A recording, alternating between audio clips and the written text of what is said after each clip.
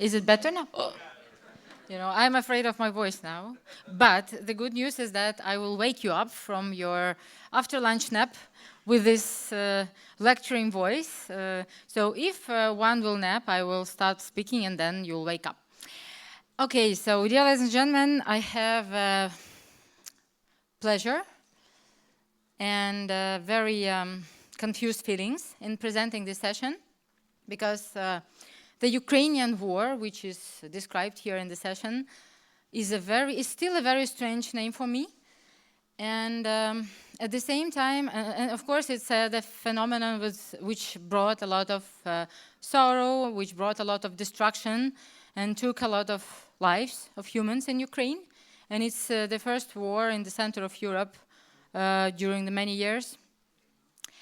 At the same time, being an academic, I can't deny the fact that this war had become the lab of testing of the many theories and regimes in international relations, developed many years ago and still developing. I think that this war will contribute to our understanding of nuclear world order, of such phenomenon as deterrence, will show us the resilience or the lack of resilience of the NPT regime. And of course, will show us whether nuclear weapons is something which can be used, because before the world was actually based on the idea of the non-use of nuclear weapons, and that on the fact that nuclear deterrence works. So now we can see the limits of nuclear deterrence, at least regarding Ukraine, because you see that Ukraine is not deterred by nuclear weapons. At the same time, the West is deterred by Russian nuclear weapons, and Russia is deterred by nuclear weapons of the United States to a certain extent, which is very interesting, and the way how deterrence shows itself, shows its plus and minuses. And of course, the main question is whether nuclear coercion or nuclear use can pave the way for achieving foreign policy goals for states. And if it happens, what will happen with the nuclear world order? Otherwise, because if Ukraine won't stand, then what will be the next? Georgia, Moldova, some parts of NATO, or nothing? What would other participants of nuclear world order do? What would Iran do? What would North Korea? What would China do, which has something similar with Taiwan?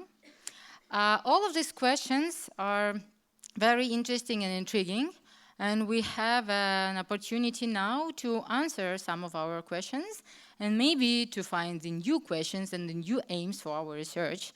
And today we have a really brilliant team of presenters who won't help you to sleep now. And now, I stopped talking. And with pleasure, let me present our first speaker, Elias Youssef from the Stimson Center. Please, Elias, the floor is yours.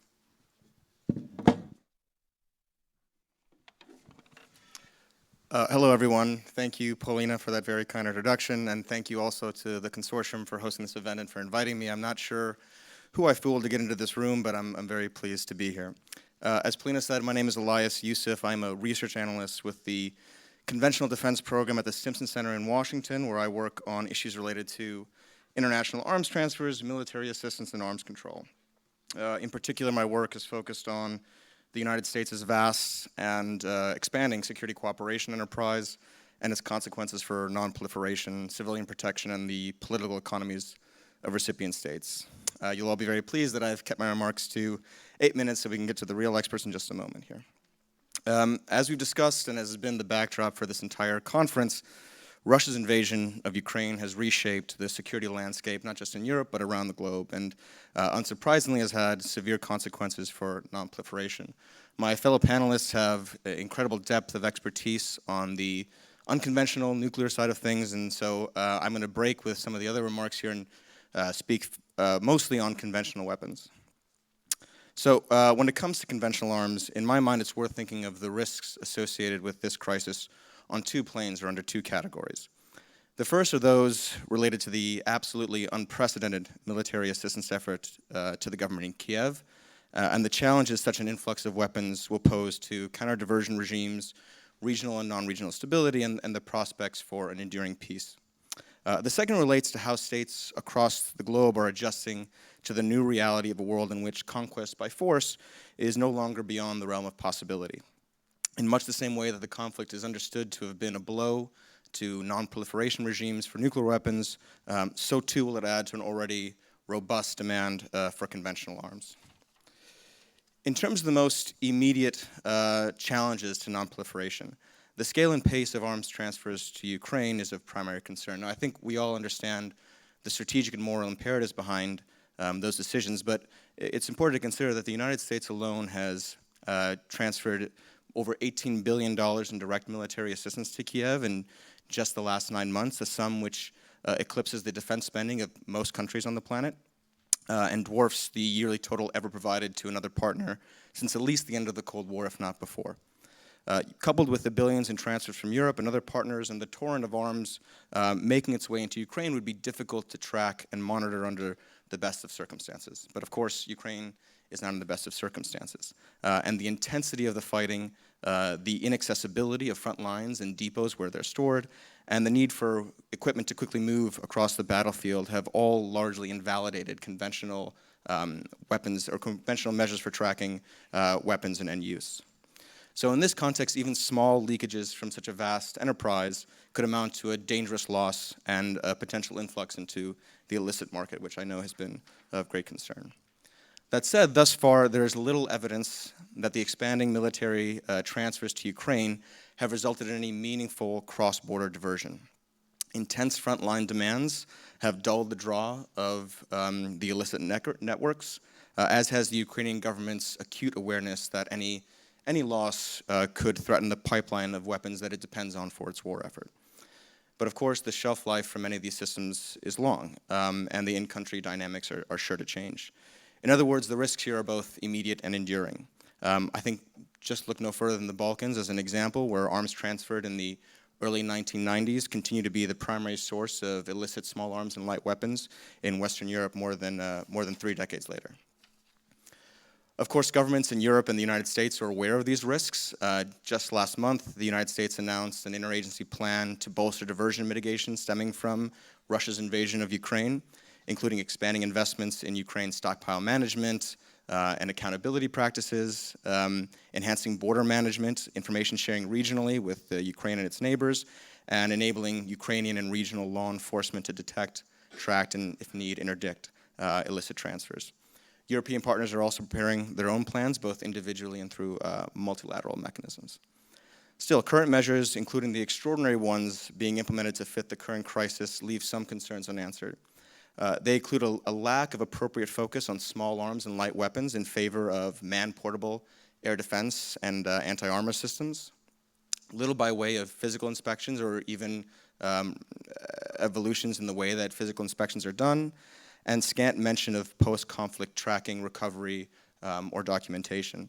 I think additionally there is a lack of clear integration between the individual plans being announced by Ukraine's backers and the ones that are being announced here in Europe or elsewhere.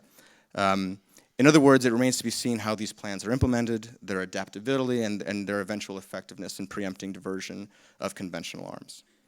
But beyond the immediate physical arms proliferation risks related to the contemporary movement of arms into Ukraine, I want to touch briefly on the damage that has been done to the normative framework that has helped, to some degree, inhibit interstate conflict for decades and its consequences for conventional weapons proliferation. In some ways, the seal on revanchism through force has been broken, and as countries across the world watch Ukraine fend off an unprovoked invasion from a major power, faith in the international system to prevent or moderate conflict has likely reached historic lows. Now, of course, we all know conflict, including interstate conflict, has been a persistent and unrelenting feature of our world, and time and time again our institutions have fallen short in securing peace and preventing war, but this is a qualitatively different case. A P5 nuclear-armed country invading another for the purposes of seizing territory. And as you might expect, this dramatic erosion of global norms will leave governments across the world, particularly in Europe, Asia, and the Middle East, looking to develop the military capacity to prevent or succeed in the event of conflict. Already, governments' agreements on defense spending and arms transfers are growing, as are commitments from a variety of major powers to greatly expand defense production. Arms sales offers, for example, from the United States, this year have already doubled what was proposed last year in terms of dollar value. And I think in this context, it is safe to expect that scale of international arms trade to increase and the volume of arms accumulation to grow, which will increase the opportunity for destabilizing proliferation, the militarization of disputes, and for security imperatives to justify increasingly risky export decisions. Now, addressing non-proliferation concerns relating to conventional weapons and stemming from the current military assistance effort, while no small matter, can be aided by a number of practical steps that I'm sure we'll discuss in greater detail during the Q&A. But these can include adapting end-use monitoring practices to fit the current context, integrating and synergizing the various counter-diversion plans being developed by Kiev's backers, developing post-conflict stockpile management initiatives, including creative ones that would allow much of the weaponry to stay in country, and enhancing transparency to elevate the force multiplying role that civil society can play are all worthy first steps. I think where we will have a greater challenge is rectifying the damage done to the global security architecture in such a way as to reassure frontline states that there are non-military means of preserving peace and security. In some ways, the success of the West's military aid effort to Ukraine is underscoring the growing global demand for conventional weaponry. How the international community, especially Europe and the United States, moderates the worst successes of those instincts will be instrumental in shaping conventional non-proliferation outcomes for the foreseeable future. I'm going to stop there and turn to my fellow panelists to leave plenty of time for Q&A, but thank you very much.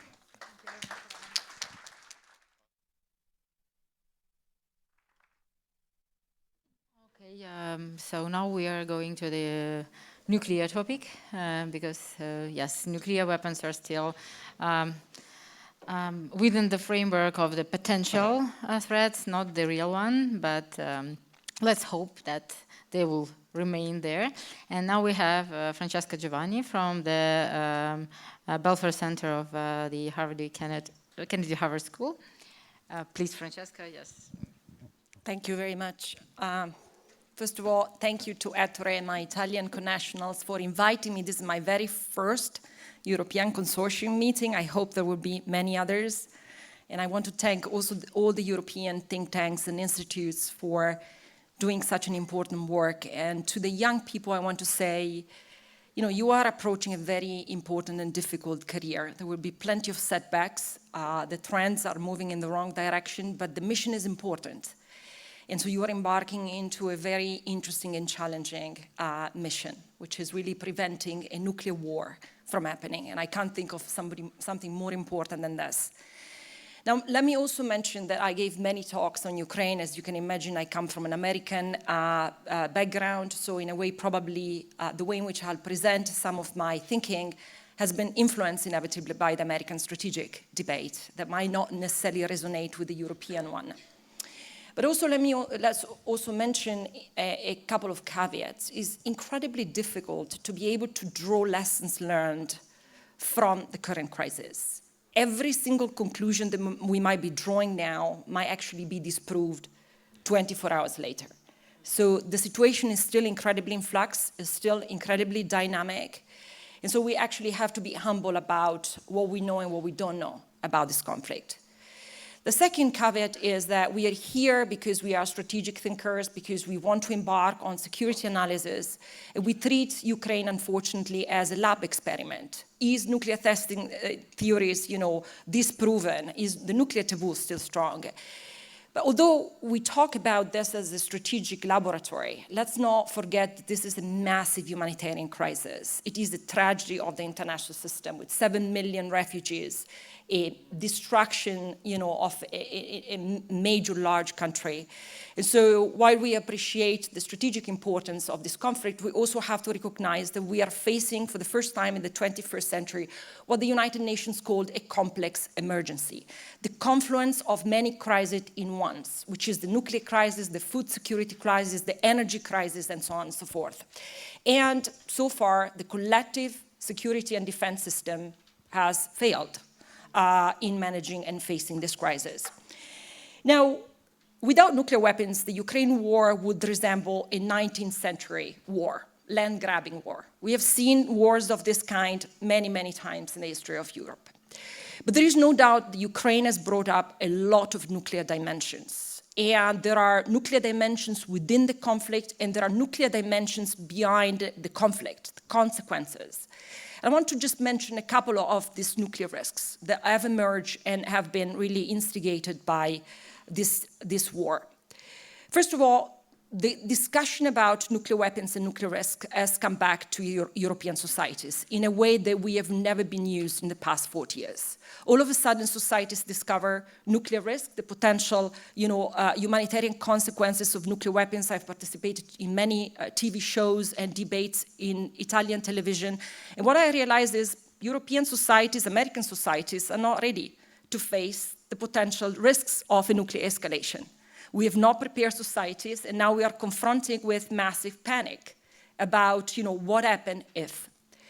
But we've also seen, for the first time in many years, a direct attack against a civilian nuclear power plant, the largest in Europe. And so the nuclear risks are not only the one posed by nuclear weapons, they are also posed by the critical infrastructure that now the Russians, and disputably now, according to the Russians, also by the Ukrainians attack. And so nuclear power plants all of a sudden become a critical infrastructure that can be weaponized. And this actually spread a lot of panic also among emerging nuclear countries. I was in Qatar very recently, and I can guarantee you that the Gulf countries are terrified by the prospect that this might set a precedent in potential war fighting in the Gulf. And then there is now all the discussion about the smuggling of radioactive material, dirty bombs, right? But there are also long-lasting consequences. The NATO umbrella, nuclear umbrella, has expanded. We have 2 more countries, with the potential of forward deployment of nuclear weapons on the northern border of Europe and on the eastern border of Europe. This will only force Russia to even place more centrality and more importance on their nuclear weapons, especially because of their conventional weaknesses. So the centrality of nuclear weapons is not only something that exists today with the Ukraine war, it's actually long-lasting consequences that Ukraine war will leave. And finally, something that the United States is very concerned about is the proliferation risk resulting from the Ukraine war. What is the lesson learned that other non-nuclear weapon states are now drawing? Is your security only guaranteed if you have nuclear weapons? And David Albright, for example, in the US, argues that there will be 2 major consequences.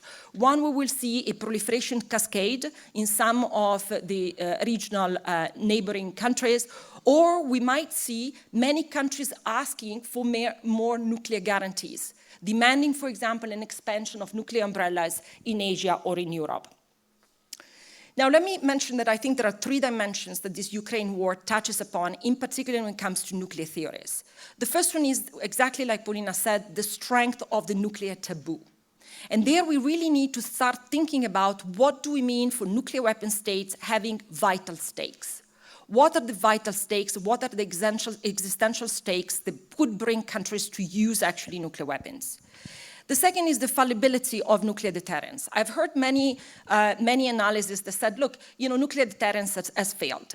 Let me say, nuclear deterrence was never supposed to prevent conventional warfare, right? But what nuclear deterrence is incapable of doing is preventing that the conventional risk reach the nuclear threshold, something that we called stability-instability paradigm. So the key question of the future of nuclear deterrence is how much instability at the conventional level might prompt you to cross the nuclear threshold. And I can guarantee you we don't have great answers about this. And the third one, which has been really maybe a pet project for me, is I think Ukraine war has changed very fundamentally the relation between nuclear weapon states and non-nuclear weapon states. And not because these countries are going to run to acquire nuclear weapons. I think there will be a staunch resistance when it comes to critical issues, from climate change to energy security, from pandemics and everything in between, where the global south will no longer play ball with what we have actually demanded. Because if you are not ready to give negative security guarantees, if you can't promise these countries that they will not actually be bombed with nuclear weapons, you can't expect them just to go along with your agenda. So in my view, a lot of these dimensions are going to be touched and transformed fundamentally by the Ukraine war. Now I want to finish with a couple of demoralizing reflections. I wrote pretty early on in the war that, to me, the potential use of a tactical nuclear weapon in Ukraine is not probable, but it is a plausible scenario. The risk is not zero. I also wrote that the longer the war goes on, and the higher the risk becomes. And there has nothing to do, the use of tactical nuclear weapons has nothing to do with Putin being irrational. In fact, I would argue that precisely because it's rational, the use of tactical nuclear weapons makes perfect sense. So we are now in a complete paradigm where rationality does justify using tactical nuclear weapons. This is something that deterrence theory is unable to explain. So let me explain why that could make perfect sense. The first is the military momentum is on the Ukraine side. There is no doubt about this. Now, I'm not going as far as saying you guys are going to win, but the momentum is on your side. Kherson has been liberated. This is a major setback for the Russians. They will have a very hard time reaching Crimea, and potentially the Ukrainians will be as strong as going as far as Crimea or liberating Crimea. The aura of invincibility of Putin has started to decline, and this is incredibly dangerous for him. So the survival of the regime, to me, has been partly undermined. I'm not saying we are at risk of eliminating Putin right now, but there is a risk that Putin is losing grip on power. You know, Paulina talks about the party of war, but there are a lot of other movements that are arguing that this guy is not strong enough, is not fighting strong enough against the Ukrainians. And finally, the balance of power militarily will only tilt more in favor of the Ukrainians. There are no more weapons coming to Russia. But there will be plenty of weapons, more modernized and more technologically advanced, that will continue to flow into Ukraine. And so the military balance of power on the field will only tilt in favor of the Ukrainian moving forward. So we are reaching now something that Professor William Zartman calls hurting stalemate. The two parties have reached such costly standoff that none of them has the incentive to back down. The Ukrainians have no incentive to back down or to reach a diplomatic agreement because now they are winning. And so why would you actually compromise territorial integrity when you can continue fighting? The Russians will not come to the table for the simple reason that you don't come to the table when you are the weakest party. And so where you will actually have to make concessions. So the Russians will continue to fight as long as they can at least show some sign of credible force. The West also will not come to the table. And here there is a dilemma that I've worked very, very hard on, especially with the Biden administration. The dilemma for the West is, and you heard it also among the French ambassadors, making sure that Putin cannot somehow show a potential political victory. And at the same time, you have to give him something to avoid a nuclear escalation. So nothing that he can actually claim as a political victory to set a very powerful precedent, but on the other hand, not alienating him so much that he thinks he has no exit strategy. So tactical nuclear weapons make sense. If you want to offset your conventional defeat, and by the way, almost all nuclear weapons doctrine do actually recognize the potential of using nuclear weapons when you want to actually offset conventional defeat. There are, fortunately, 3 factors to be skeptical about the use of nuclear weapons. The first one is there is still plenty of conventional weapons to go around. Not many, but still the Russians have a lot that they can use. They can still target critical infrastructures as they are doing. They're changing a little bit the pace and the dynamic of the warfare, but it's still not an immediate prospect. Also, Putin has no interest in destroying territory that he is actually trying to possess. Although I have to say that at the beginning of the war, his idea was regime change and fundamentally bringing Ukraine as a friendly country. Now perhaps he might be less interested in keeping Kiev alive and much more interested in maintaining, for example, Crimea and some of these republics. And the third reason why I think we should be skeptical about the use of nuclear weapons is because of this idea of nuclear taboo. The costs for him are going to be too high, right? He's going to be pariah state, he's going to be isolated, and so on and so forth. Let me finish with this. So there are plenty of cases where great powers with nuclear weapons lose conventional wars and never use nuclear weapons. United States with Afghanistan right now, the Soviet Union in Afghanistan in 1979, US in Iraq. Great powers can accept defeat and just withdraw without using nuclear weapons. But I think what is different about the Ukraine war, and that's why it's important we recognize the specificity of the case, is that the way in which Putin has talked about Ukraine seems intrinsic to the very existence of the Russian identity and Russian culture. So it is the vital stake that makes Ukraine such a special case, such a hard case to solve. It would not be necessarily, the same in other cases where the Soviets have invaded plenty of other countries but never used nuclear weapons.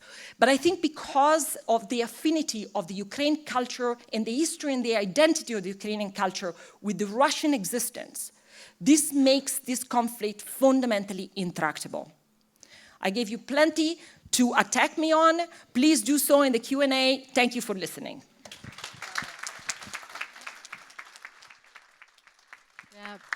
Brava, Francesca, the great presentation. And now we're going on with the sort of similar topic, and Nikolai Sokov from Vienna Center for Disarmament and Non-Proliferation. Please, Nikolai, we're expecting the developing of the idea. Yes, thank you. I don't know how I will develop the idea. Might actually disagree on some points. But that would actually make things more interesting, yes. But let me start by disagreeing on the title of the panel. Yes, it's not the Ukrainian war. Yes, we're talking here about the Russian war against Ukraine. So yes, that's something actually very different. So let me just make sure that I make that point. So what really happened on the nuclear side? For the first time since the end of the Cold War, the threat of nuclear weapons was made as a matter of practical policy. So not vague kind of references, we got nuclear weapons around, stuff like that. They were quite instrumental, yes, and that's important. That's a very big change, and that also allows us to draw some conclusions about the role of nuclear weapons in the future world, and about the future of the non-proliferation regime, and nuclear disarmament. So yes, I'm going to talk about these three things. So with respect to the role of nuclear weapons, the takeouts from the Russian nuclear threats, or in my view, are the following. First of all, it's important that they have been outside the Russian declaratory policy. The declaratory policy until February 24 was defensive deterrence. So in case that Russia is attacked by a nuclear state or an alliance that includes a nuclear state, even if the attack is purely conventional, then Russia can resort to nuclear weapons, and the doctoral documents to which you referred did not include a situation when Russia is at war with a conventional state only. So at least, yeah. So anyway, that's important. That's important for one very simple reason, because now, well, of course, since February 24, the declaratory policy of Russia is no longer credible. So whatever Moscow might say about nuclear weapons in the future, next year, 2-3 years into the future, after Putin, will not be seen as credible. By implication, however, that also undermines the credibility of declaratory nuclear policies of other nuclear weapon states, especially those with low degree of public control over policy. I think some people might actually guess which states I mean. So yes, that's quite important, because trust in declaratory policy has really been an important feature of international politics in general, of the security landscape. Offensive deterrence that has been practiced by Russia since February 24 has been successful. Yes, and that's a very important lesson. The United States, NATO, did not interfere directly on the side of Ukraine. No one sent actually troops to Ukraine. So we now can say that all nuclear weapon states in the future will know that the defensive deterrence, reliance on nuclear weapons as a cover for an aggression can be successful. Well, in fact, we can say with a very high degree of certainty that in a non-nuclear world, actually the United States and NATO would have interfered in the war. And in fact, in a non-nuclear world, actually, I'm sure that Russia would not have actually started the war in the first place. Yes, and that tells us something about the very fundamental impact of the very presence of nuclear weapons in the international system, regardless of whether they are used or not.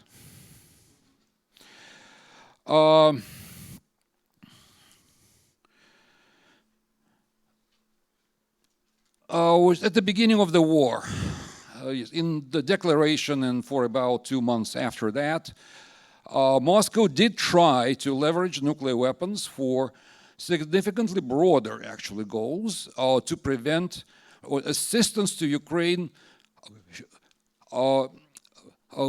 beyond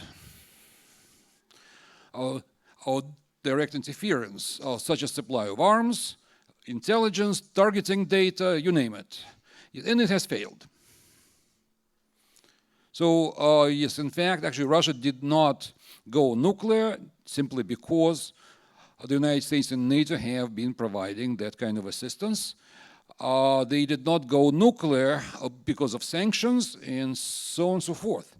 So that shows us that nuclear weapons do have quite significant limits on their utility. Yes, I'm pretty sure that other countries that watch that war will be making these kinds of conclusions. Can you use them? Yes, you can. For what? Is only for certain contingencies. Instead, by already late spring, Russian officials at progressively high levels began to fashion nuclear weapons in a deterrence mode only. So in fact, the period when they tried kind of to leverage nuclear weapons for something much broader was quite actually short, and they figured out very quickly that it didn't work. So in the end, even in the offensive mode, the role of nuclear weapons has been reduced to preventing collapse of the regime and the country, and the message remains directed at the West. Nuclear use against Ukraine itself is a major concern, but in my view has been a conjecture. Just logical conclusions, oh my God, he's losing war, yes, he will use nuclear weapons. There are two big constraints on battlefield use of nuclear weapons. One, battlefield use of nuclear weapons is, well, has low military utility. You need literally dozens, maybe like 100, 150 or something like that, of these to actually achieve something tangible in purely military sort.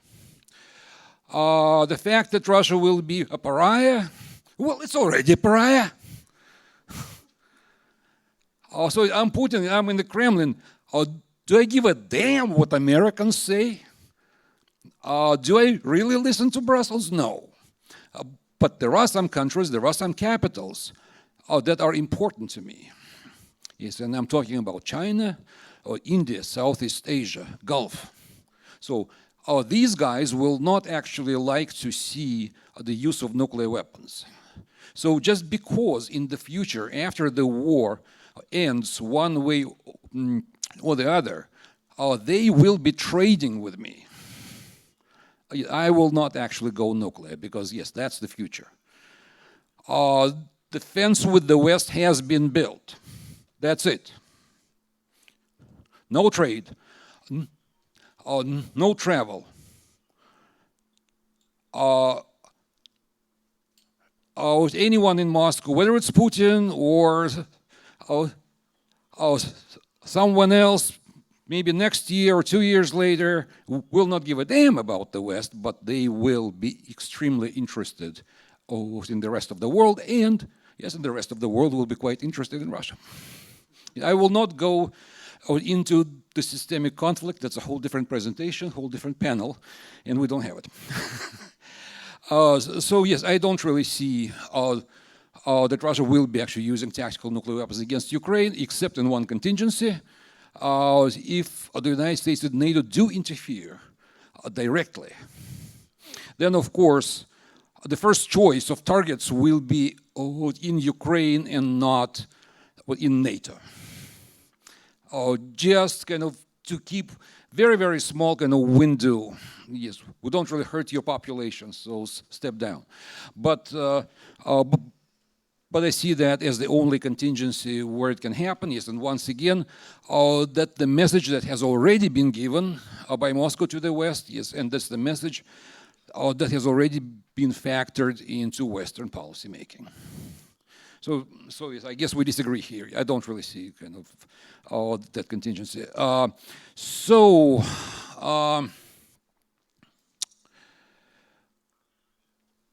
The war in Ukraine has demonstrated that nuclear weapons do have high utility, although for a narrow set of missions.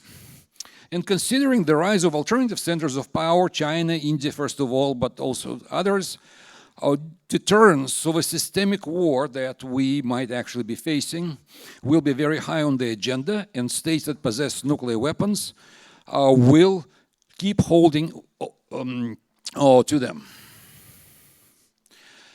Accordingly, the stability-instability paradox will remain in force. Nuclear weapons will prevent systemic war. Nuclear weapons will make lower-level wars possible, like the one that we now see in Ukraine. I would say that the very high cost that Russia is paying right now at this moment will give other states a pause. So I think that Taiwan can actually feel reasonably safe within the near future. So yes, and all the panic that we see around China attacking Taiwan is probably quite misplaced because, well, they might want to do that, but they want to prepare so much better for what's going to happen to them, all sanctions and everything. Consequently, the support for the TPNW will, of course, continue to grow. As I fully agree that non-nuclear states will push much more strongly for TPNW. The number of member states to TPNW will increase, I'm sure, but the resistance of nuclear weapon states to nuclear disarmament will also increase. Similarly, we'll see worse conflicts over Article 6. And I fully agree that more states might actually seek a nuclear umbrella. So the nuclear world will shrink, right, but will become much more consolidated and will resist nuclear disarmament much stronger. The non-nuclear world will expand, but will not be able to achieve its goals. So that small group of states will, I think, derail TPNW efforts and movement for the foreseeable future. The good side is that non-proliferation regime, I think, appears quite strong. I personally don't see a lot of risks of the proliferation of nuclear weapons. Simply put, there are so few states that might actually want to acquire them. Very few states want to do that. I would say even Iran is more like playing the nuclear card, and not really trying to obtain nuclear weapons. So yes, that's the good news. The number of nuclear states will remain small. Which means that nuclear disarmament after February 24 has become much more urgent, but the prospects of achieving it are now lower. Yes, that's sad conclusion, but yes, unfortunately, we'll have to live with that. Thank you.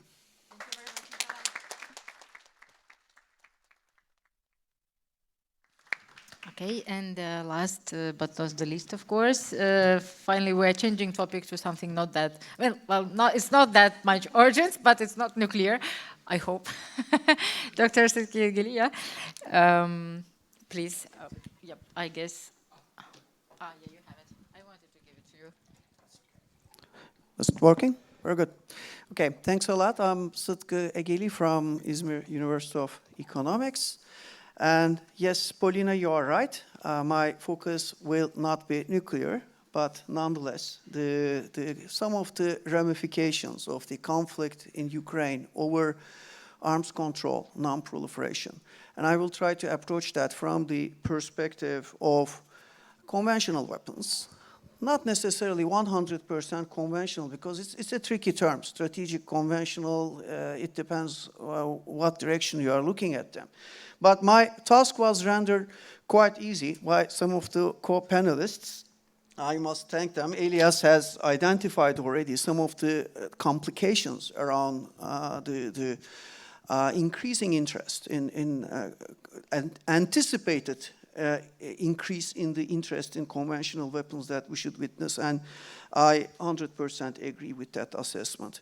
Now, let's start with a number of categories of weapons that we have seen being used extensively in the conflict in Ukraine. One of them, quite strikingly and quite visibly, has been the use of missiles, ballistic missiles and cruise missiles, and even hypersonic weapons that were employed. And in this respect, since the Second World War, we have witnessed the most extensive use of ballistic missiles, but also cruise missiles in the process. There were conflicts in which very high numbers were used, but in terms of the intensity of the strikes, and irrespective of the impact, the influence on the conduct, the course, or even the outcome of the conflict, I believe this has sent a very negative signal to the rest of the world. I mean, those weapons are there.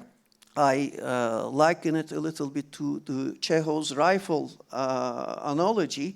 If it is there, it is going to be used. And lots of countries have got them. In fact, this was a development that we have been expecting. It was 10 years ago in the same conference here, and I think Niklas was there, and Lukasz Kulesa was there in a panel on missiles. One of the predictions we made at the time was new generation or second generation of tactical ballistic missiles coming up, very cheap, very accessible, very reliable, very accurate, thereby very attractive for a large number of countries around the world, not only the usual suspects of 70s and 80s, the renegade states or the terrorist states, whatever you call them, but also states like US, Russia, Korea, Turkey, Israel were paying attention to them and were quickly deploying them. And we have reached the stage where ballistic missiles are operationally useful weapons to challenge the air power in cost efficiency calculations without all the complications and risks of and the costs of air power, of course. On top of that, cruise missiles. If you look at the number of countries possessing cruise missiles 15 years ago, and if you compare it with today, the number was 3 or 4. Nowadays, it's more than 20 on a global scale. So it's only normal that we are witnessing the use of such weapons. And the bad news is, with the developments in Ukraine, there will be more and more states being attracted into those capabilities, both horizontally but also vertically in terms of proliferation trends. So this is number one bad news. Then comes into the equation the drones. Now I have to be careful here because I very much agree with Francesca's statement that a lot of the developments are so fluid, we have to be careful in making or drawing some conclusions. Drones is one of them. Only 6 months ago, the assessment of most observers have been quite different about drones, their impact. It was more like a substitute of manned aircraft, the drones that were used in the opening phases, like the TB2 and others that we have witnessed. Those are for ISR, capable of carrying weapons, so some sort of a substitute of manned aircraft in their mode of employment, thereby not such a dramatic impact, influence on the conduct of warfare or the existing balances. Yes, I mean, there's no pilot, but there's a pilot somewhere remotely flying those things. Yeah, I mean, it does not expose the pilot to the risk. Other than that, a lot of those drones were basically aircraft. Whereas what we have witnessed since the end of September with the arrival of Iranian drones, it's a totally different equation. In fact, I'm going to put or treat the drones in 5 categories here. Number 1 category, the tactical, mail, and all those categories, the ISR, unmanned aircraft per se, fulfilling the functions of a manned aircraft, more or less, okay? The number 2 is hobby drones, the simple ones. I will treat them as battlefield weapons. At the hands of artillery or infantry, they are very useful. They could be used to drop little grenades and all that, but they don't have, at least so far, such a dramatic impact on the international security structure and the relations between states. The third category, what I call the one-way drones, the suicide drones, long-range strike-capable drones, like the examples we have been seeing. And they are not new. I will come to that. Fourthly, people tend to underestimate what we also witness, the use of maritime drones. The impact has been, in my opinion, dramatic, will be dramatic in the upcoming naval warfare. And underwater drones. Now, we have not seen it openly, but we have had a clue in the Baltic Sea, an explosion. We don't know whether it was conducted by underwater drones or not, but it's very feasible. In fact, it will be a very perfect, easy way for an underwater drone to perform such a sabotage activity, be it against fiber optics, be it against natural gas pipelines, okay? And lastly, something we have not seen, but we know it's upcoming, the terrestrial, the ground drones or unmanned vehicles.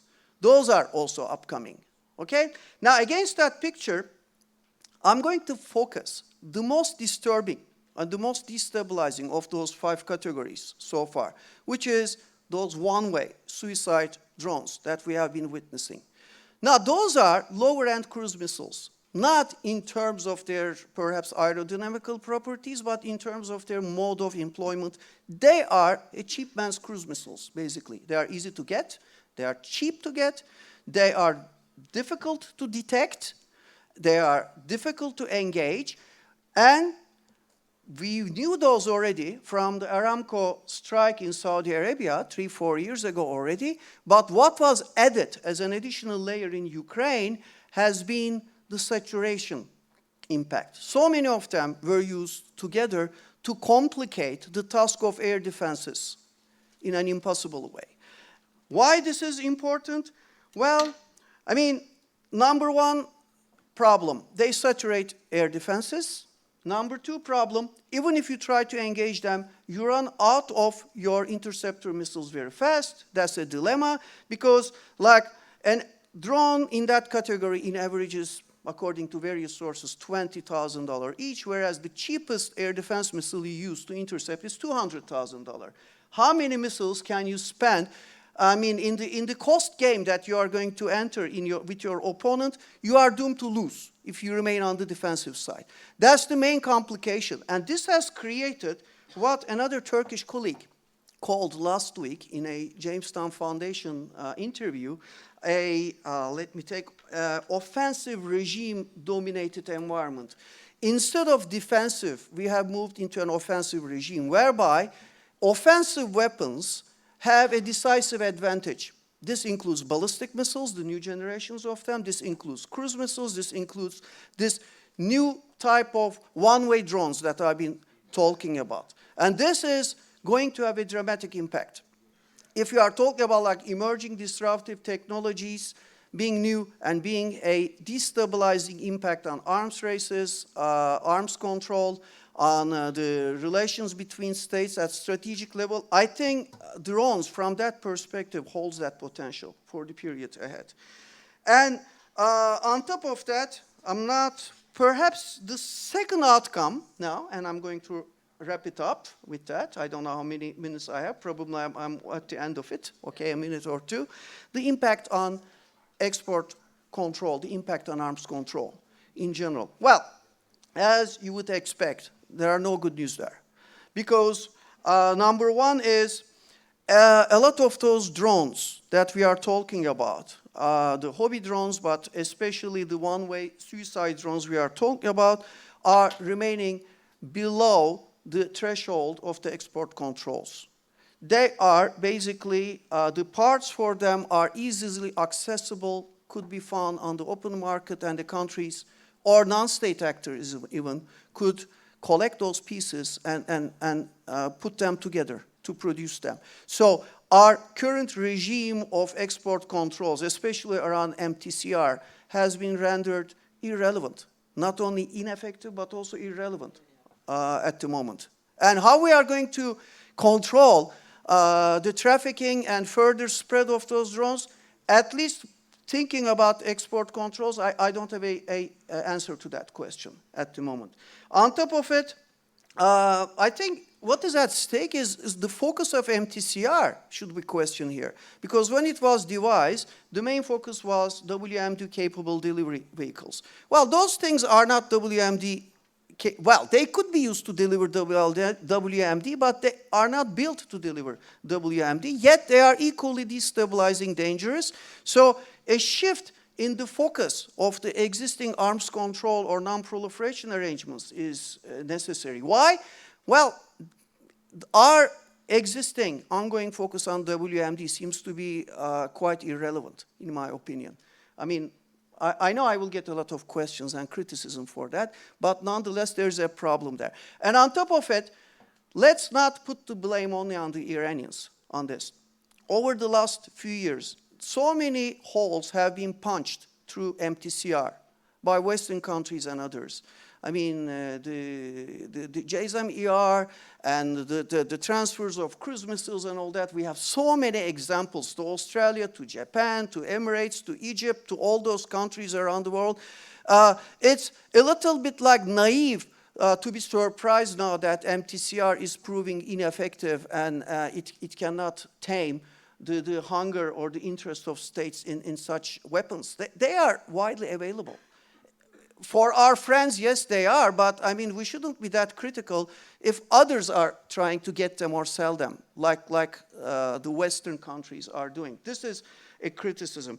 And the bad news, there will be more suppliers of them in the upcoming years, not only Iran. Well, China is there, South Korea is there, Turkey is there. There will be other second-tier suppliers coming to collect the pieces from Central Asia, from Middle East, from other places. There will be more countries developing those drones, not only for themselves, but to supply to others. Even non-state actors will come into that play. And this is very problematic.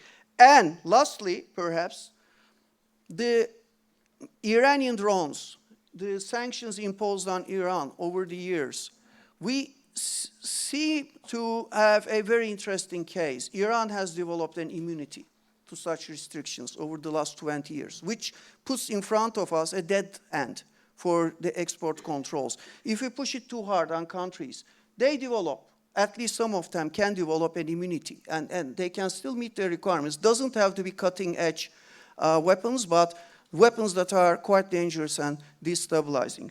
I mean, there are quite a few others, but out of my respect for the time I've used already, I'm going to stop here. Perhaps I can address them during the question and answer period. Thanks for your attention.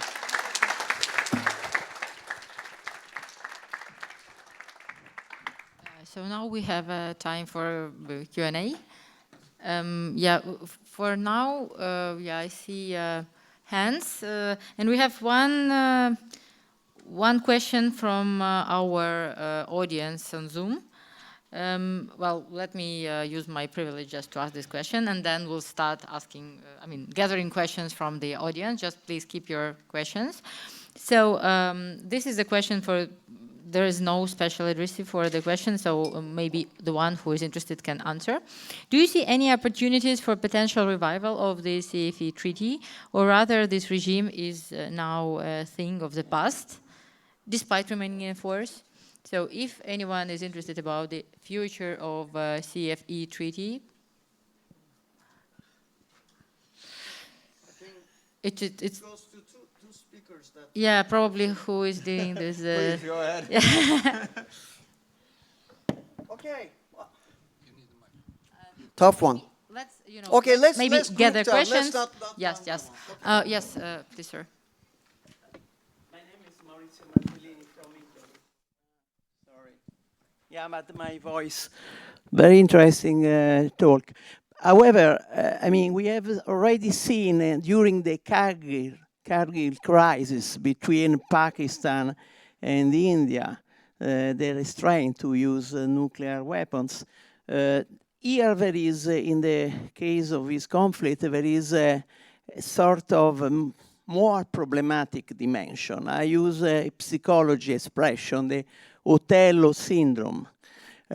So the fact that the betrayal, because both Ukraine and Russia, they have many common culture backgrounds. So the betrayal is going to play a potential role. So I appreciate very much I think that this kind of dimension cannot be solved only in terms of a new number of weapons or number of existing treaties. So I, in some ways, sympathetic with Francesca's comment that maybe we can see something unexpected.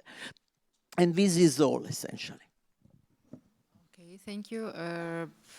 Yes, please, Alexander.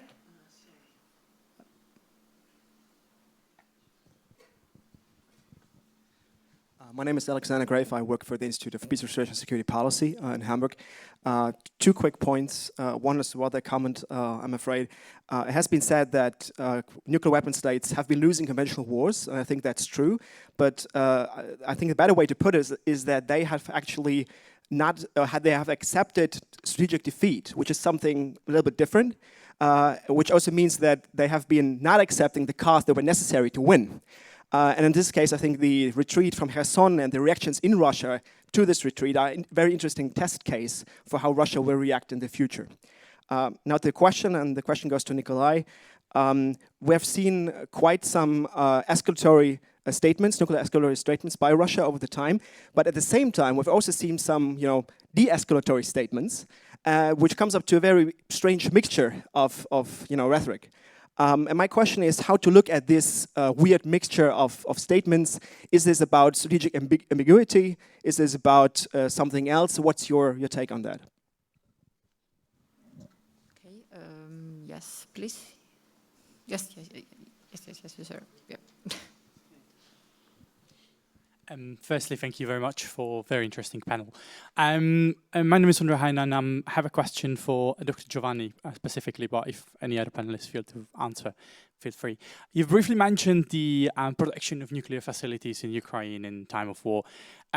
In your perception, how can we ensure actually such protection? Because currently, to my knowledge, the only legal binding instrument we've got are the Geneva Protocols, the Geneva stuff with additional protocols, which United States famously does not subscribe to. Right, so, and of course, Vladimir Putin is infamously famous not to follow any international obligations. So how can we actually do this in the days to come in the future conflicts, and could the present conflict perhaps constitute in a certain way a sidewender that could lead to a paradigm shift, that would push to many nation states to reconsider their stances in such problematics? Thank you so much. Thank you. I think, Tim, did you have a question? Yeah. I'm sorry, we are going that direction like this. Thank you, Paulina. Question for Nikolai and for Francesco. So Tim Wright, analyst at the IISS. We've talked about nuclear deterrence, but we've not really spoken about nuclear coercion. Do you think that Russia has employed it so far in this conflict? If so, has it been successful? And if not, why not? Thank you. Okay, and the last question for this set goes to Alexander and okay, Alexander and the lady back, and then we'll have the new round of questions after, okay? Thank you. First, just a reaction on diversion of weapons to Elias Youssef. You mentioned the Balkans, but it's completely different. Actually, diversion of Balkan weapons was diversion of Yugoslav People's Army weapons to Western Europe and Iraq. Nothing to do with the issue of Ukraine. Absolutely no connection whatsoever, in my view. So my question to you is, why do you mention this example? On Russian deterrence, or so-called deterrence, just also to ask Ms. Giovannini a reaction to the following hypothesis. Listening to you, I take all your arguments, but I would argue that in what you said, you reflected a lot what the Russian authorities would like us to believe or to accept. This is not necessarily the truth. However, what has changed, hypothesis, and I'm interested by your view, is that during the Cold War, we had probably succeeded in, I mean, I say the West actually, to acculturate the Soviet Union to the idea of the defense of status quo. Now, the difference is that Putin is no longer interested in status quo. He wants to reverse the status quo, hence the coercion. And that's why I think our objective, a reasonable objective, should be to make whatever we can to have this strategy fail, which means resisting to it. And our deterrence, the Western deterrence through NATO, is important. And here I take issues with Mr. Sokov. It has functioned. It has helped us help Ukraine. This is not a small achievement. And also, to Mr. Sokov, sorry, and then I stop. Don't you think that instead of, I agree with what you said in terms of, disarmament is less likely to work, but you also said it's more important than ever. I would say non-proliferation is more important than ever for the very reasons you indicated. But both disarmament and non-proliferation will be more difficult. Would you agree with such a statement? Okay, thank you very much. And the last question.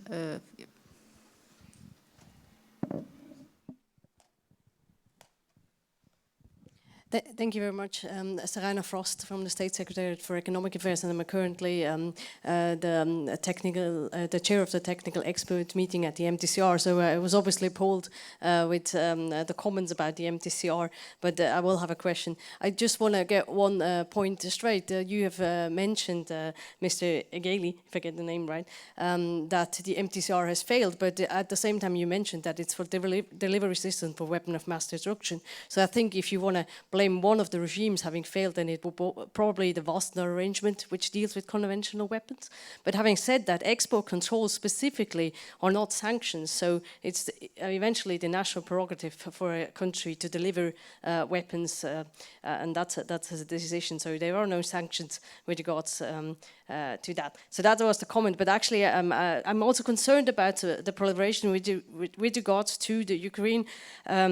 And I wanted to ask a specific question. What's about tracking these weapons? Like, how do we control that this is eventually not diverted to other countries or like non-state actors, whoever somebody wants to make money out of this? Do you have any specific information on this? Thank you. Okay, thank you very much. Now I think that every speaker has a lot of questions to answer, so I would like to ask you to be short. With answers like 2-3 minutes for one, not more, because yeah, especially Nikolai has a lot of things to answer about. So please, because I hope that we'll be able to have one more set of Q&A. Yeah, please.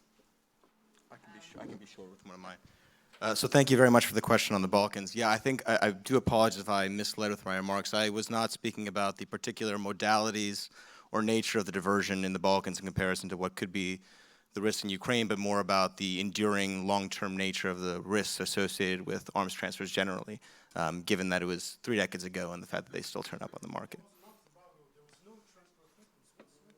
But what I'm saying is that arms there eventually continue to make their way onto the market, just diversion generally as a risk. So, well, weapons from the Balkans continue to show up on the black market is my point.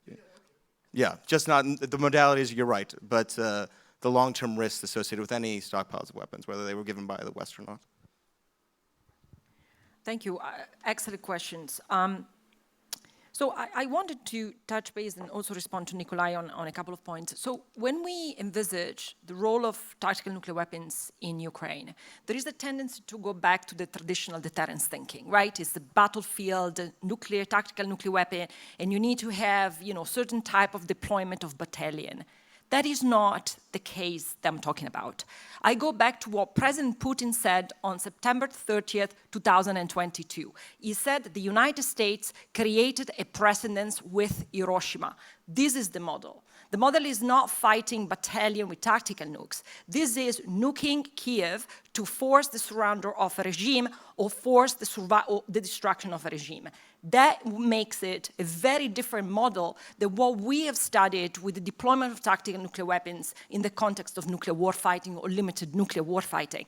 That makes it, in my view, a scenario that we need to think about. I agree with you, Nikolai, it's improbable, but even if the risk is 10%, I think it is worth studying.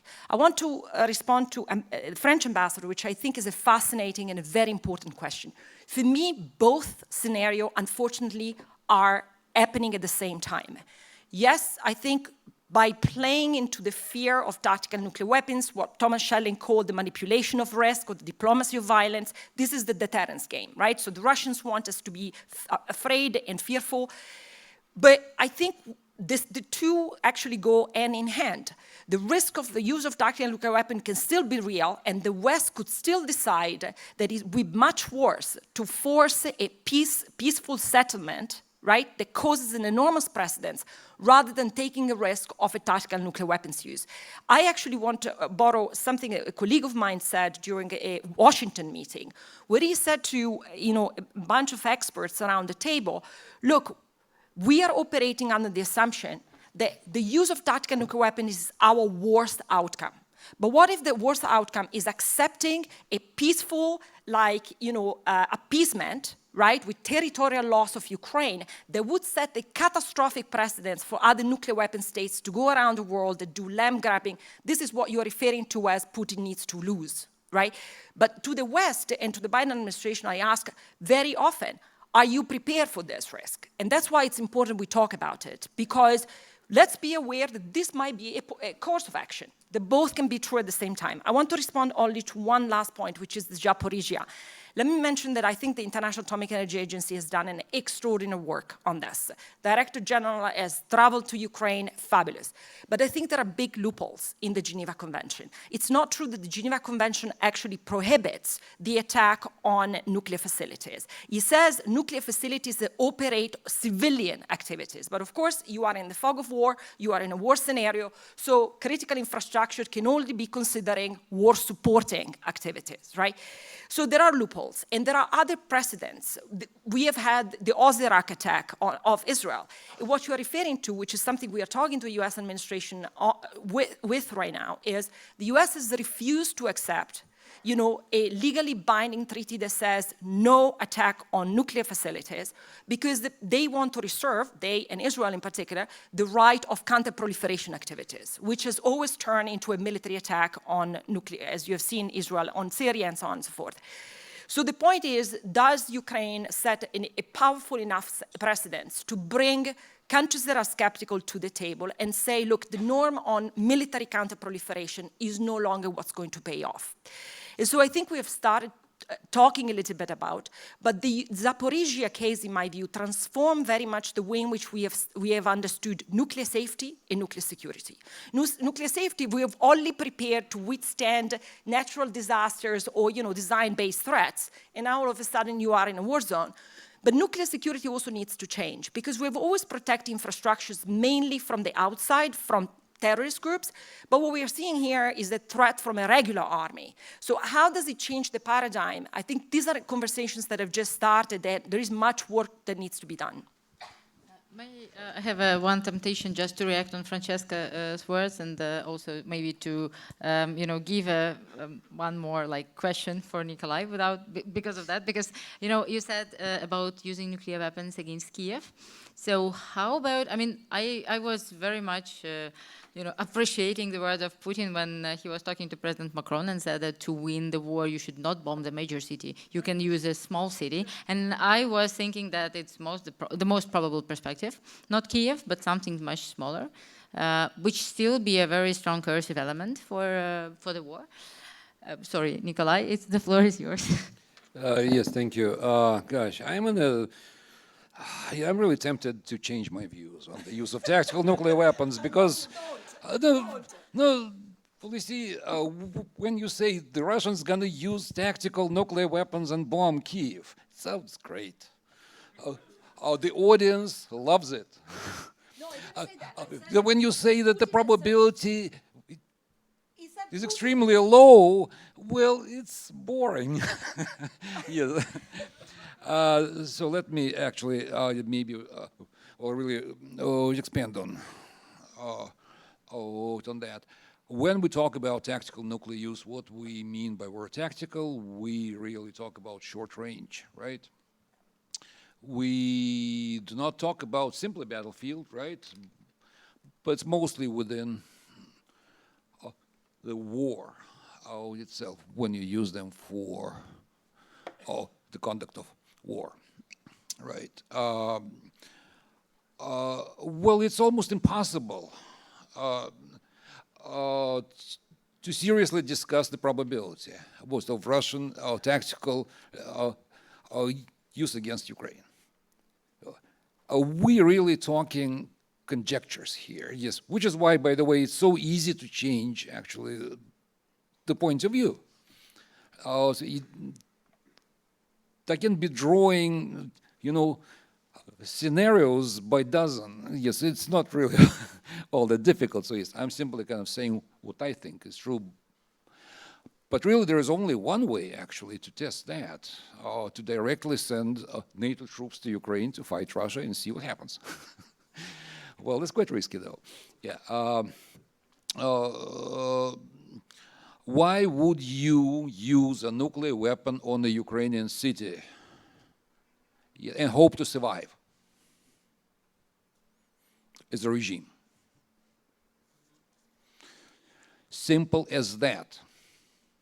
Now, Putin has said, so it's not just about, yes, by the way, yes, Hiroshima and Nagasaki was just, they're bad guys, yes, and that's actually the typical kind of thing that Russians do in general, yes, and especially this actually government under Putin, they always point the finger. So yes, we violated UN Charter, but the United States actually done that twice already. So it's okay. So we recognize Abkhazia and South Ossetia,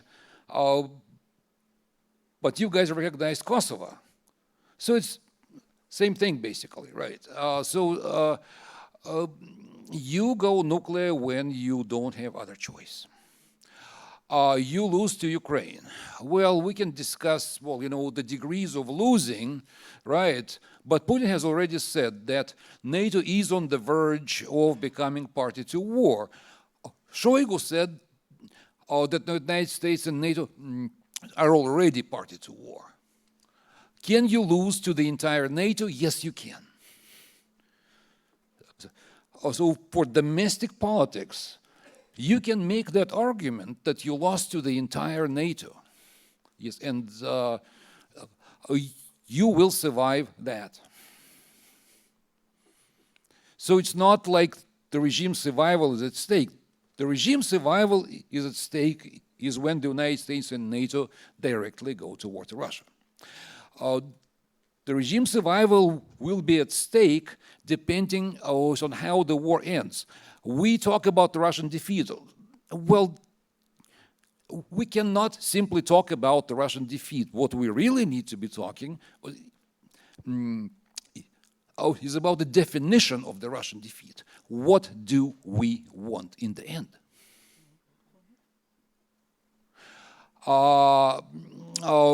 Will we continue sanctions? How much we continue sanctions? Secondary sanctions. All this talk about actually decolonization of Russia within breaking it up into multiple states. How do we define the defeat? I wrote an article some months ago saying that, in fact, the danger of nuclear use will be the greatest after the war. You don't have to go to war to strangle a country into death. Yes, and that's a feature that we have not seen during the Cold War. During the Cold War, the death of a country was always associated with war. Now we can do that without war. Well, in fact, much more efficiently. So when we go for the Russian defeat, complete defeat and breaking up, control of the government, control of territory, when you start actually doing to Russia what was done to Iraq in 2003, right? Control of government, of territory, and so on and so forth. Yeah, we got this. You actually see the use of nuclear weapons. Emotions. Yes, you can see the use of nuclear weapons for emotion. There's actually reason. Yes, by the way, the emotional reason, I don't see why we talk between Kiev and a small, actually, city.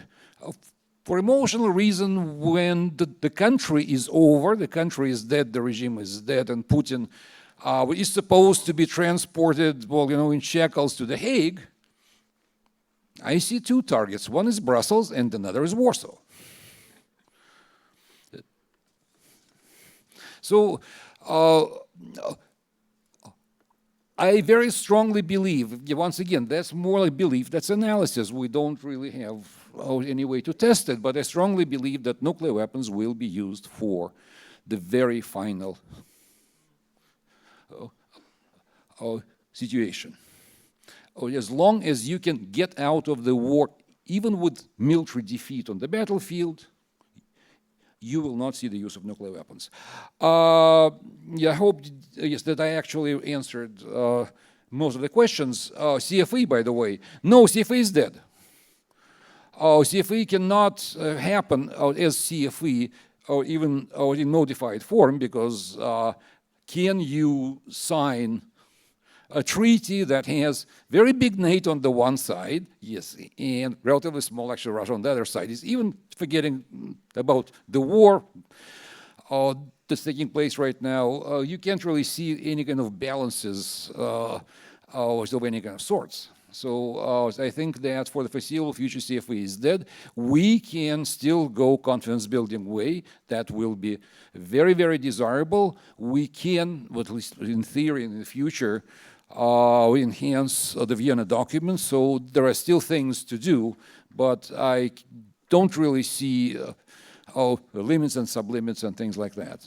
That's something maybe for like 10, 20 years into the future.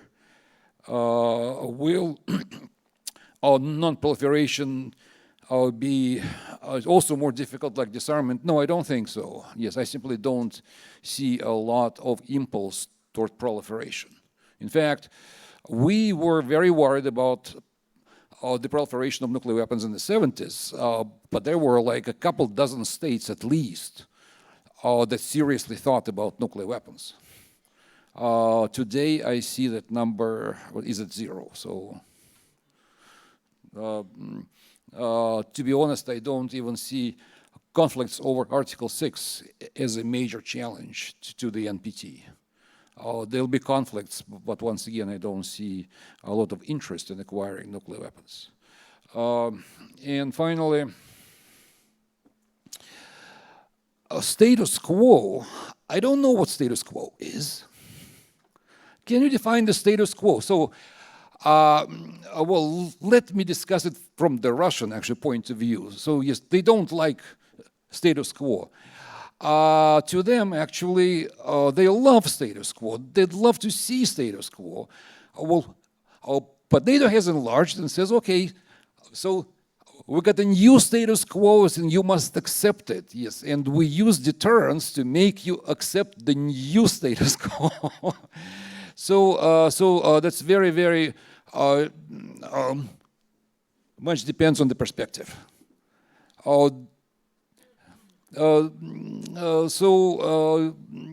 Yes, and when you talk about deterrence, well, So on the Soviet side, the notion of nuclear deterrence, that nuclear weapons would exist to prevent war, was actually formulated by Stalin, yes, in 1947, so 2 years before actually the Soviet Union acquired nuclear weapons. So I don't really think it was very necessary to convince them. Thank you. Sitke, unfortunately, we don't have even time for the additional questions. So, Sitke, just floor is yours, Okay. but unfortunately, we are very close to the end of the session. One of the questions were already answered, the ones directed. I will say +1, I agree with the one on CFE. That's a different paradigm. It's a Cold War relic, and I don't see how and why it should be brought back, because, I mean, the mood in the upcoming period in eastern half of Europe will be arming to teeth, probably.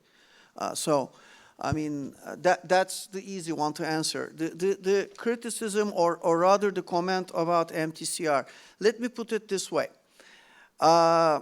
MTCR, it's not a like blame game, either success or failure kind of thing. I try to put in front of you what I believe is the fact that it has become mostly irrelevant because of the changing technology, because of the changing patterns of proliferation or spread of technology. A lot of the items are codes, especially if we are talking about drones. And it's not also a failure of Wassenaar, because Wassenaar cannot control. Those are the kind of stuff you buy on Alibaba, and there's no way to control those things. I mean, those of you who remember 2017, there were a terrorist attack with drones on a Russian airbase in Syria. And if you remember those aircraft, what they were made of: plywood, cardboard, mobile phone, and a toy plane engine brought together, pre-programmed and sent, and also mortar round warheads as the explosive. And those, like a dozen of them, were sent to a Russian airbase. Some of them were shot down, some could not. Those are the kind of threats we are faced with. There's nothing Wassenaar, MTCR could do. They are irrelevant. That's not a matter of success or failure. MTCR continues to fulfill important functions. It has to do that because we cannot open the floodgates. That's for sure. But we are also faced with a new paradigm as a result of technological progress and the availability of those items widely and freely. That's what I was trying to point out. And the failure part, however, I'm still behind that statement.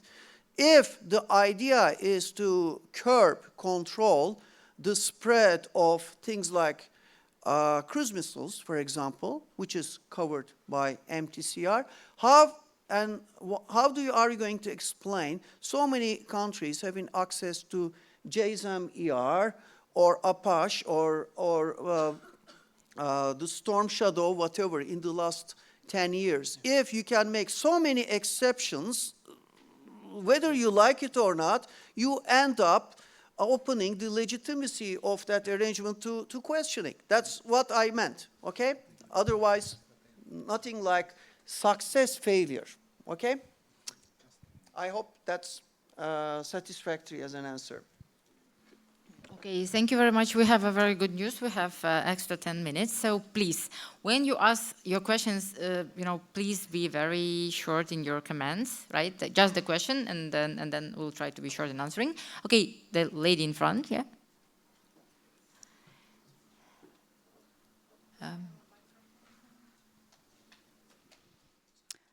Yeah, thank you very much, Beyza Ünal, Head of Science and Technology Unit at UNODA. My question is to Sitke on the drones, because this is an area that we are also looking at the United Nations of what should we be doing. Because this discussion is long due. I understand that on the export controls you have, you think that there's not much to do at this point in time, but I'm wondering about the multilateral efforts. And within the UN banner, do you think a discussion on drones is needed? And if so, in what areas? I can think of, for instance, just to give a heads up on you of what my thinking is, I can think of transparency, oversight, accountability measures and standards or guidelines on drones-related matters, rather than just going already in to the issues of regulation or so.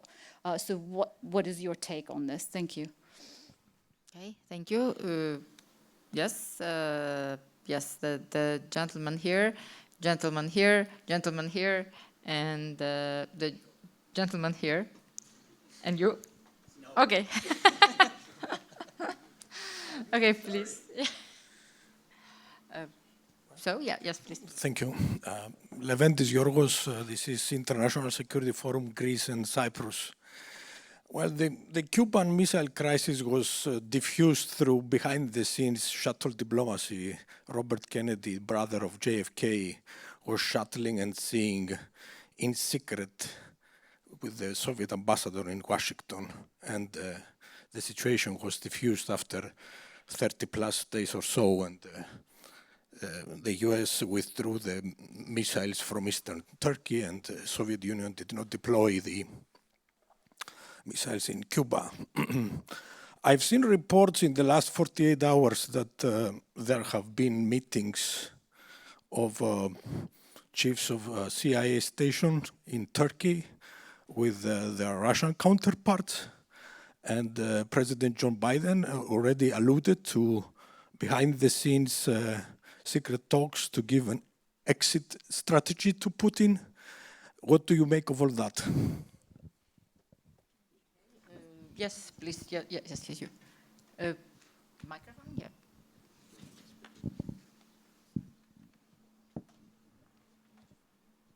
Hi, I'm David Elwood. I'm a theoretical physicist. I'm here representing British Pugwash. I'm a little concerned about the dismissal of the idea of Russia using tactical weapons. I believe the nuclear notebook says they have something of the order of 2,000 tactical nuclear weapons.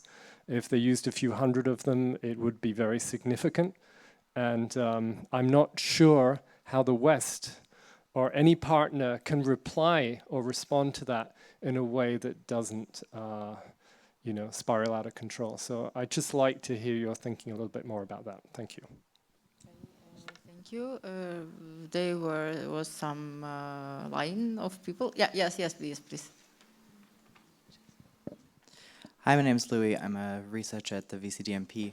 I have a question for Elias about conventional arms exports to Ukraine, and whether you know anything about the conditions for sort of the security of weapons once they reach their destination under the European Peace Facility, because I remember when I was here in Brussels last year, there were very intense discussions about how to make sure that weapons exported by the European Union don't end up in the wrong hands.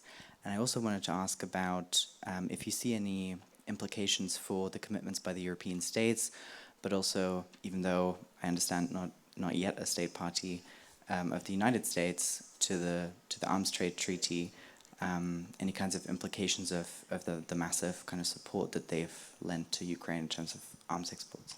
Thank you. Okay, thank you very much. There were some questions.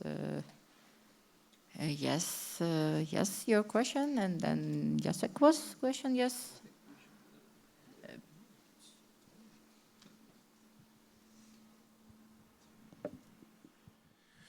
Yes, good evening. Ayman Khalid from Jordan. My question goes to Sidqi. You've categorized drones used in Ukraine under 4 groups. Five, sorry. So where does the Turkish Bayraktar falls in? And also, there has been some reports that the Bayraktars has been provided to Russia via Azerbaijan. Can you confirm this, please? Thank you. Thank you. There was, I think, some. Yeah, I see you, and then Jacek, and then you, please. Yeah. And that's it. Yes.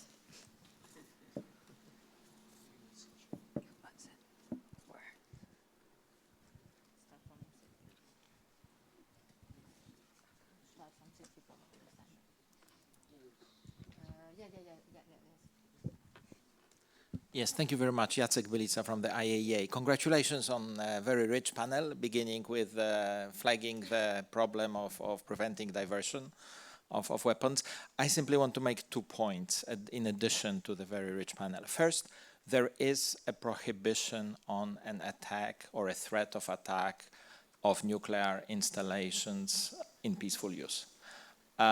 This has been adopted twice as a decision of the IAEA General Conference and then endorsed by the UN Security Council. It's a very clear, and this obligation has been accepted by the Russian Federation, by Ukraine, by United States.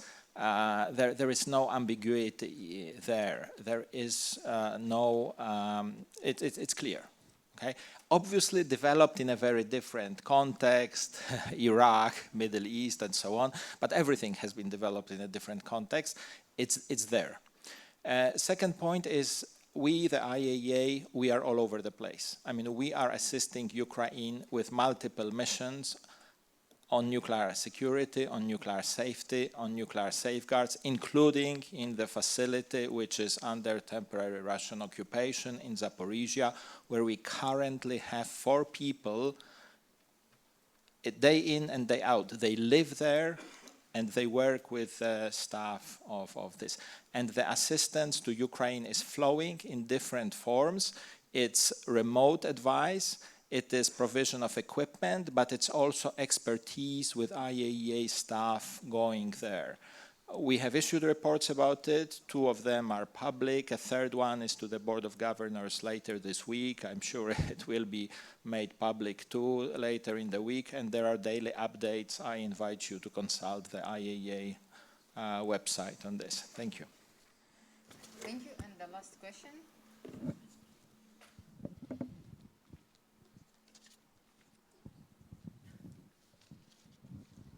Thank you. I'm Laura Constantine from the University of Leeds. My question is about the use of the term tactical in this discussion. When you're talking about dropping a Hiroshima-sized bomb on a city, we don't actually know how many people died in Hiroshima, but upper estimates are about 120,000. Given the vast violence, political, strategic, humanitarian, environmental implications, how are we still calling this a tactical nuclear weapon?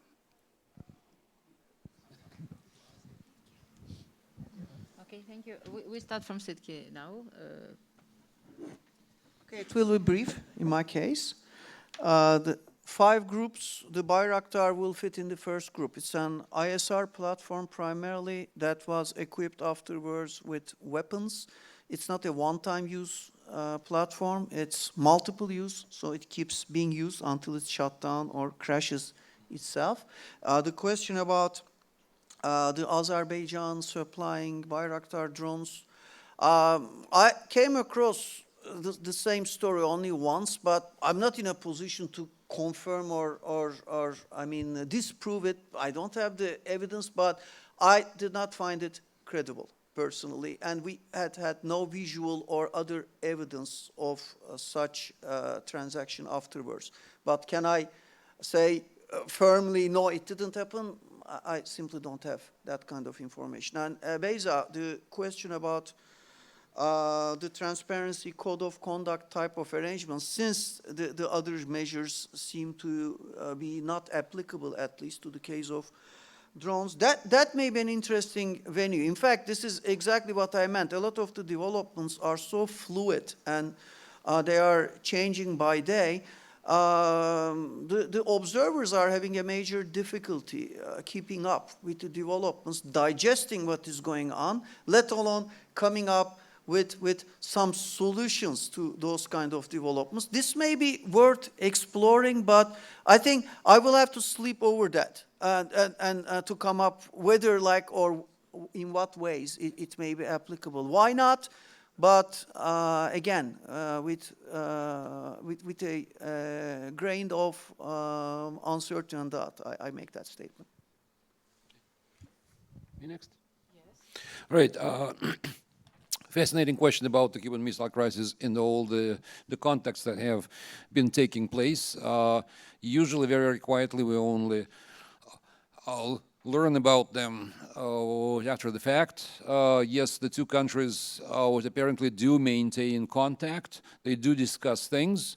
We don't really know the contents of these conversations, only some kind of leaks and so on and so forth. I do not have any reasons to believe that there are quiet behind-the-scenes negotiations about ending the war. I think at the moment is primarily about reducing the risks. Trying kind of to avoid steps that might result in escalation. I think no one is really ready actually to negotiate at this moment anyway. Yes, otherwise, well, I'm really glad that such contacts do take place. That's important. But, gosh, yes, I'm afraid that this word internet was existed in 1962. The successful outcome of the Cuban missile crisis would have been under question. It's now too much, yes, actually, it is being talked about. On tactical nuclear weapons, two questions. The fact that the word tactical nuclear weapons somehow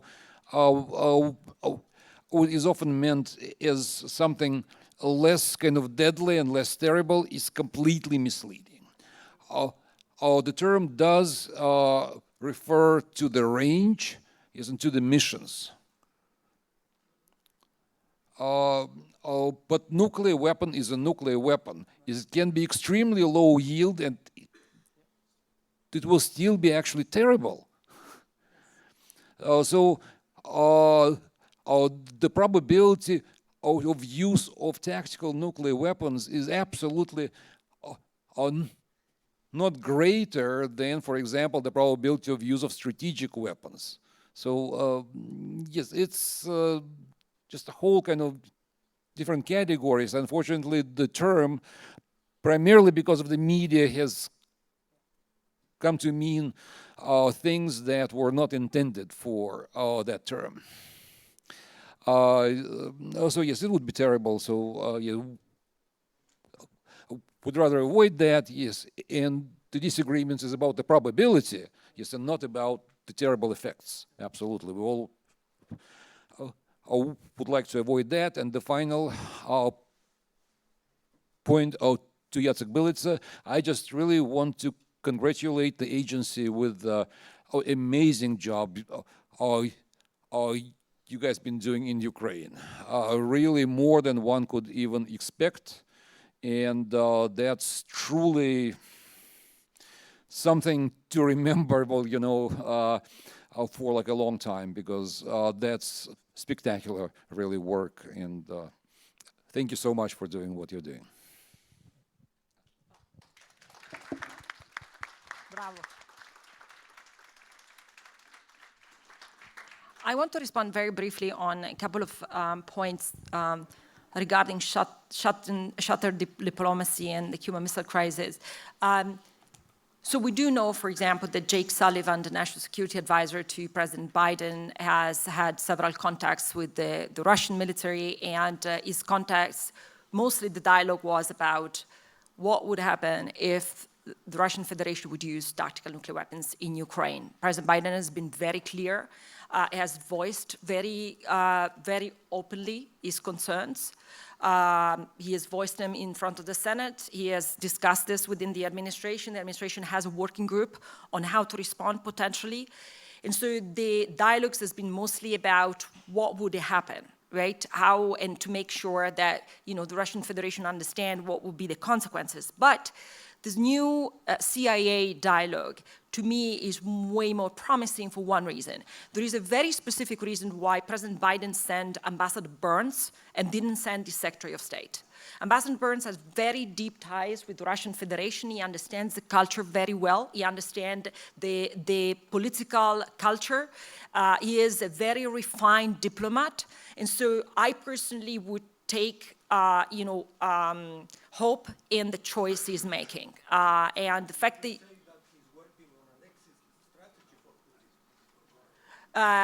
So on the exit strategy, I think the Biden administration has been very clear that the United States will not work on anything unless Ukraine decides that it is time to come to the table. And unless and until the Ukrainians decide that this is it for them, the Americans will continue to support the Ukrainians. So there is no exit plan unless the Ukrainians signal that for them is the end. But how to respond?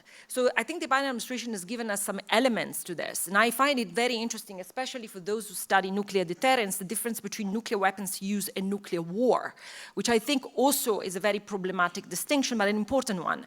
The Biden administration has said very clearly, should the Russian Federation use a tactical nuclear weapon in Ukraine, the response is going to be conventional. It's not going to be with nuclear weapons, but it's going to be conventional. So it's not going to be cyber weapons or sanctions. It's going to be conventional. It's also not going to be immediately. And that is precisely to avoid this nuclear escalation dynamic of the tit for tat, where you might actually have a nuclear weapon used and then ended up in a major nuclear escalation.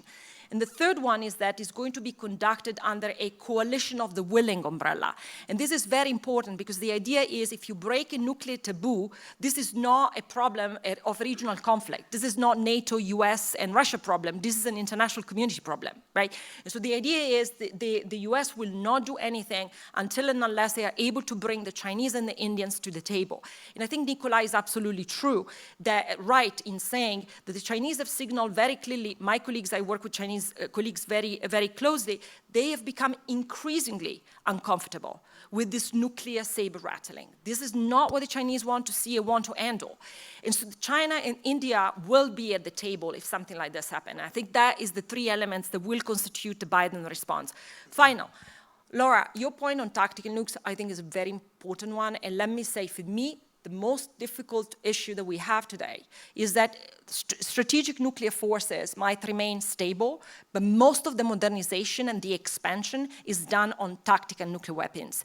And the majority, yes, North Korea has done this very clearly. The US has done this very clearly with the NPR. Yes. The modernization process of nuclear weapon states. The nuclear slickum. Yeah, but they retained the 400 that Trump has put in the NPR 2017. So for me, the point is that there is a very clear emphasis today on Pakistan, India. I mean, I think you can see very clearly that there is an emphasis on maybe making nuclear deterrence more credible by changing also the nuclear forces. Now, I'm not saying all nuclear weapon states, but you've seen also with North Korea very clearly, the posture that they released a few days ago relied very clearly on tactical nuclear weapons. So that, to me, it's an important change. Well, thank you. I realize we're short of time here, so I'll answer this question very quickly. So thank you for the question. I'm not as familiar with the European Peace Facility, but I imagine the conditions that are being put on those transfers are similar in nature to the ones that the United States is trying to put on their transfers. And it's not so much a matter that there aren't conditions or sufficient conditions. It's the challenge of trying to verify and inspect and monitor in the way that is done conventionally for all the transfers that the United States engages in. I imagine many of the ones the Europeans engage in. And that's what these new plans are meant to do, is meant to supplement or create new mechanisms for trying to address those concerns.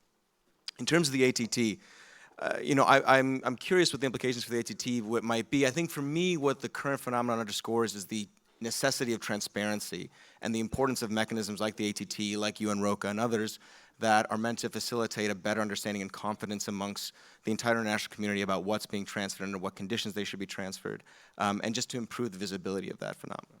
So I'll stop there. I hope that answered your question. Well, yes, thank you very much. I think that we are very much out of time. We would like to thank all our panelists. I think that it was a fascinating session. Thank you very much.